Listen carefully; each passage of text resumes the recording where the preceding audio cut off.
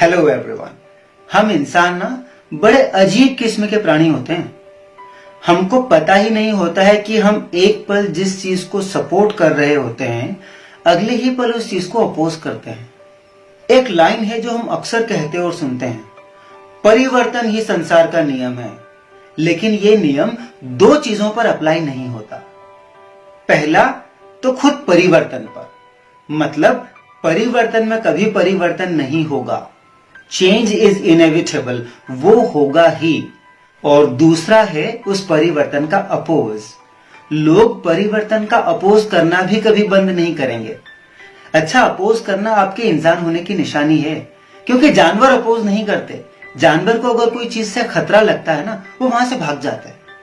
तो आप अपोज कर रहे हैं, ये सबूत है इस बात का कि आप इंसान हैं। लेकिन क्या हर बात पर आपको अपोज करते रहना चाहिए? एक समझदार इंसान वो है जो चेंज को समझे, वो देखे कि क्या जरूरी है और उसे एक्सेप्ट करे। आजकल ऑनलाइन क्लासेस का बहुत अपोज हो रहा है। यह सही है या गलत है, ऑनलाइन क्लासेस होनी चाहिए या नहीं होनी चाहिए, उसके पहले एक बात बताता हूं मैं आपको। जब कपड़ा बनाने के लिए फैक्ट्रीज बन रही थी ना, तो जो जुलाहे थे, वीवर्स, वो बड़ी टेंशन में आ गए थे कि अरे बाप रे, ये फैक्ट्रीज आ गई तो हमारे पेट का क्या होगा, हम तो भूखे मर जाएंगे। कई वीवर्स तो फैक्ट्रीज में आग तक लगा देते थे। और आज क्या हो रहा है? लगभग हर कपड़ा फैक्ट्री में ही बन रहा है। जब ऑफिसेस में कंप्यूटर का यूज होने लगा था, तब लोग क्या कहते थे, अगर कंप्यूटर आ गया तो people will be left jobless, किसी के पास नौकरी ही नहीं रहेगी। उसका भी अपोज हुआ, लेकिन आखिरकार क्या हुआ? लोगों के पास जॉब भी है और कंप्यूटर धड़ल्ले से यूज हो रहे हैं। इनफैक्ट आप कंप्यूटर के बिना अपनी जिंदगी इमेजिन नहीं कर सकते। मोस्ट लाइकली आप मेरा ये वीडियो एक मोबाइल पर देख रहे हैं और वो मोबाइल खुद अपने आप में एक मिनी कंप्यूटर है। तो आप किस किस चेंज का अपोज करेंगे? ऐसी कई चीजें हैं जिनका एक दिन अपोज हुआ था और वो आगे जाके एस्टैब्लिश हो गई। People got used to it. पहले स्कूल क्लास 1 से शुरू होता था, लेकिन हमसे बच्चों की खुशी बर्दाश्त नहीं हुई और हमने प्री स्कूल स्टार्ट कर दिया, KG1, KG2। तब भी हमारे कलेजे को तसल्ली नहीं हुई और फिर हमने प्ले स्कूल स्टार्ट कर दिया, जहां पर एक ऐसे बच्चे को भेजा जाता है जो ये भी नहीं बोल सकता कि मुझे सुसु आई है। हम उसे डायपर पहना के वहां भेजते हैं। क्यों? क्योंकि हमको लगता है कि वो वहां पर कुछ सीखेगा। आज कोरोना के बीच में सब लोग ये कह रहे हैं कि अगर 1 साल स्कूल नहीं खुले, 1 साल स्कूल बच्चा नहीं गया तो कौन सा पहाड़ टूट जाएगा? कोई 1 साल स्कूल जाकर बच्चा कलेक्टर तो नहीं बन जाएगा। बिल्कुल सही बात है, 1 साल के स्कूल में तो कोई भी कलेक्टर नहीं बन पाएगा। लेकिन ये आपको पता कब चला? जब आपको ऑनलाइन क्लासेस को अपोज करना है या स्कूल को अपोज करना है, तब आपको ये रियलाइज हुआ कि 1 साल की एजुकेशन इतनी जरूरी नहीं है। हम छोटे छोटे बच्चों को जब स्कूल में छोड़ के आते थे, तब हमको ये रियलाइज नहीं होता था कि इतने छोटे बच्चे को वाकई स्कूल भेजने की जरूरत है। और भगवान के लिए, इस चीज के लिए आप स्कूल को ब्लेम मत कीजिएगा, स्कूल को बदनाम मत कीजिएगा। आप कहते हो कि स्कूल लाखों की फीस लेते हैं, लूटते हैं। स्कूल नहीं लूटते हैं। आपने कभी एक ऐसा इंसान देखा है जो 10,000 रुपए किलो भिंडी बेचता है? नहीं देखा होगा। आपने कभी सोचा कोई इंसान 10,000 रुपए किलो भिंडी क्यों नहीं बेचता? क्योंकि इतनी महंगी भिंडी कोई खरीदेगा ही नहीं। एक चीज जिस प्राइस पर बिक रही है, हाँ, I am using the word बिक रही है, जो चीज जिस प्राइस में बिक रही है वो महंगी नहीं है। कोई किसी को नहीं लूट रहा है। लोग खुशी खुशी लाखों की फी दे रहे हैं। कौन किसको लूट रहा है? तो स्कूल वालों को पता है कि वो जो सर्विसेज दे रहे हैं वो लोगों को चाहिए, और उस सर्विस के लिए, उस फैसिलिटी के लिए लोग उनको वो पैसा देंगे। उनको मिल रहा था। जब कोरोना आ गया तब अचानक से हाहाकार मच गया कि स्कूल लुटेरे हैं। एक पल के लिए इस चीज को भूल जाइए। हम बात करते हैं ऑनलाइन क्लासेस की।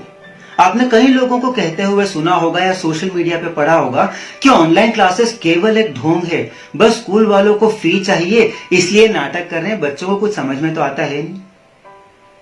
कोरोना के पहले आपने कुछ ऐसी एप्स के नाम सुने हैं जिनके ऐड बड़े बड़े सेलिब्रिटीज करते हैं और लोग लाखों रुपए देके उन एप्स का सब्सक्रिप्शन खरीदने लग गए थे कोरोना के पहले। उनको किसने फोर्स किया था? तब आपको ऑनलाइन सारी चीजें समझ में आ रही थी। अब वो ऑर्गेनाइजेशंस जिन्होंने वो एप्स बनाई और इतने महंगे सेलिब्रिटीज को पैसे देकर अपने एड के लिए खरीदा, उन्होंने क्या सोच के खरीदा? क्योंकि वो जानते हैं दिस इज द फ्यूचर। उन लोगों को पता है कि हालात बदलेंगे, कोरोना तो आज है कल नहीं रहेगा, लेकिन online education is going to stay. और आपसे हाथ जोड़कर एक रिक्वेस्ट है, प्लीज स्कूल के लिए धंधा या लुटेरे जैसे शब्दों का इस्तेमाल मत कीजिए, स्पेशली आपके बच्चों के सामने, क्योंकि कोरोना आज है कल नहीं रहेगा, कंट्रोल हो जाएगा, ऐसी मैं उम्मीद और दुआ दोनों करता हूं। तो साल भर स्कूल बंद रहा, उसके बाद जब खुलेगा, 2 साल स्कूल बंद रहा, उसके बाद जब खुलेगा और आपका बच्चा उसी स्कूल में जाएगा जिसे आप लुटेरा कहते हैं, तो आपका बच्चा वहां से क्या सीखेगा? क्या वैल्यूज सीखेगा? बुक्स का जो नॉलेज है उसको तो आप भूल जाइए, वैल्यूज क्या सीखेगा? और वो न सिर्फ स्कूल को डिसरिस्पेक्ट करेगा, बल्कि आपकी समझदारी पर भी एक सवाल खड़ा करेगा कि मेरे पापा और मेरी मम्मी मुझे ऐसे स्कूल में भेज रहे हैं जो लुटेरा है। और रही बात इस लुटेरे शब्द की या इस कोरोना के टाइम में फी लेने की, तो भले पूरी फी ना दें, लेकिन फी का एक हिस्सा तो स्कूल डिजर्व करता है। साथ ही हमें यह भी समझने की जरूरत है कि स्कूल आज बंद है, स्कूल के खर्चे कम हो गए हैं, लेकिन फिर भी स्कूल की एक ऑपरेटिंग कॉस्ट होती है। बसेस बंद हैं, डीजल का खर्चा रुक गया, हाँ, लेकिन उन बस को चलाने वाला जो ड्राइवर था या जो कंडक्टर उस बस में होता था, वो इंसान खाना खाता है, उनको सैलरी मिलना जरूरी है। वो दीदियां जो स्कूल में सफाई करती हैं, जिनको आप शालीन भाषा में बाई कहते हैं, बदकिस्मती से वो भी खाना खाते हैं, और अगर उनको सैलरी नहीं मिली तो वो भी भूखे मर जाएंगे। और रही बात टीचर्स की, तो अनफॉर्चुनेटली वो भी इंसान है, उनका भी परिवार है और उनको भी जरूरतें हैं। उनकी जरूरतों का ध्यान अगर हम नहीं रखेंगे तो कौन रखेगा? हमारी सोसाइटी एक सिस्टम है, अगर आप 1 साल फी पे नहीं करेंगे तो इस सिस्टम को आप डिस्टर्ब कर देंगे और उसको वापस खड़ा करने में हो सकता है बहुत ज्यादा टाइम लग जाए, और तब तक शायद आप इस सिस्टम का बहुत सारा डैमेज कर चुके होंगे। तो आपसे एक रिक्वेस्ट है, stay positive, think positive and try to help everyone around you, including the school.